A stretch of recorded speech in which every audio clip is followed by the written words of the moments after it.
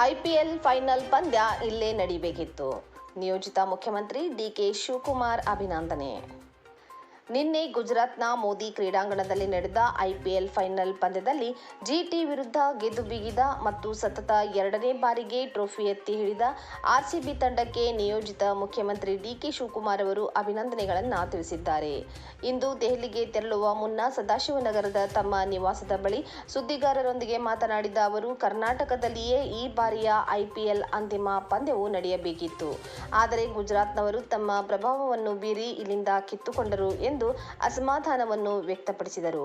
ಜೊತೆಗೆ ಮುಂದಿನ ದಿನಗಳಲ್ಲಿ ಕ್ರಿಕೆಟ್ ಪಂದ್ಯಗಳು ಬೇರೆ ರಾಜ್ಯಗಳಿಗೆ ಸ್ಥಳಾಂತರಗೊಳ್ಳದಂತೆ ಕ್ರಮ ವಹಿಸುವುದಾಗಿಯೂ ಅವರು ತಿಳಿಸಿದರು. ಕರ್ನಾಟಕದಲ್ಲಿ ಫೈನಲ್ ಆಗಬೇಕಾಗಿತ್ತು. ನಾವು ಅದಕ್ಕೆ ಅನುಮತಿಯನ್ನು ಕೊಟ್ಟಿದ್ದು. ಆದರೆ ಅವರು ಗುಜರಾತ್ನವರು ತಂದೆ ಆದಂಥ ಪ್ರಭಾವ ಬೀರಿ ನಮ್ಮಿಂದ ಕಿತ್ಕೊಂಡಿದ್ದಾರೆ.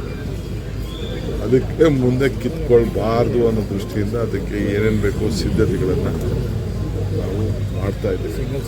ಒಂದು ಟೈಮ್ ಹಿಡಿತದೆ. ಸೊ ಅದರಿಂದ ನಮ್ಮ ಸ್ಟೇಡಿಯಮ್ಗೆ ಅನ್ಯಾಯ ಆಗಿರ್ಬೋದು, ನಮ್ಮಲ್ಲಿರೋಂಥ ಯುವಕರಿಗೆ ಅನ್ಯಾಯ ಆಗಿರ್ಬೋದು. ಸೊ ಆದರೆ ನಮ್ಮ RCB ಕರ್ನಾಟಕದ ಹೆಸರಿನಲ್ಲಿ ಏನು ನಮ್ಮ ಸ್ಟೇಟು IPL ಇದೆ, ಭಾಳ ಚೆನ್ನಾಗಿ ಆಡಿದ್ದಾರೆ. ಅವರೆಲ್ಲರೂ ಕೂಡ ನಾನು ಅಭಿನಂದಿಸ್ತೇನೆ. ಎಲ್ಲರೂ ಕೂಡ ಶುಭವಾಗಲಿ. So on behalf of the state of Karnataka and all the fans of Karnataka, RCB followers, I wish them, you have made proud Karnataka proud, RCB proud.